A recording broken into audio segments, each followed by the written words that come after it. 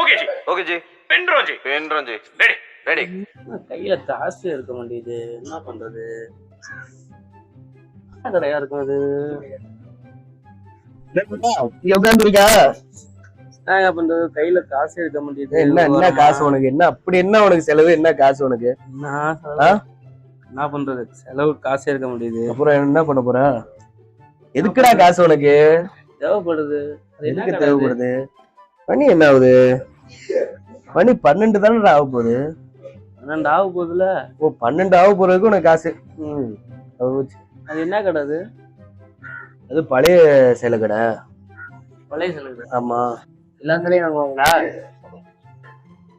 சட்டியை தவிர பாக்கி எல்லாம் வாங்குவாங்க. உனக்கு என்ன அப்ப? என்ன ரைட்டு? வீட்டுக்கு போய் எடுத்து வந்துடுறேன்.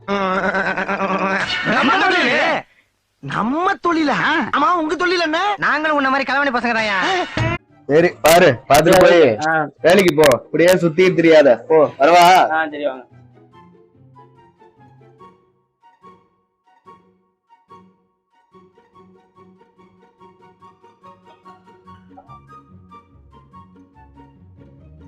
புடவை கொடுங்க.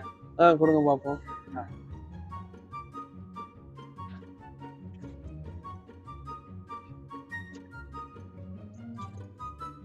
செம்பு கிலோ கணக்கு தானே போகும்.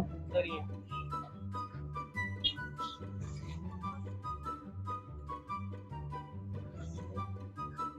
ஒரு கிலோ கொஞ்சம் கம்மியா இருக்கு. 1 கிலோ 150 ரூபா. புடவை 10 ரூபா 20 ரூபா, மொத்தம் 170 ரூபாய்க்கு இருக்கு. 200 ரூபா கொடுக்கலாம்.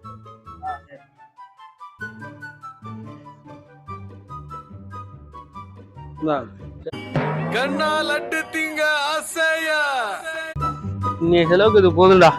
ஜாலி தான்டா, நீ போக வேண்டியதான். 1 hour later. பாடி போட்ட சேலையை குட்டாச்சு. டேய் சமீர, அடா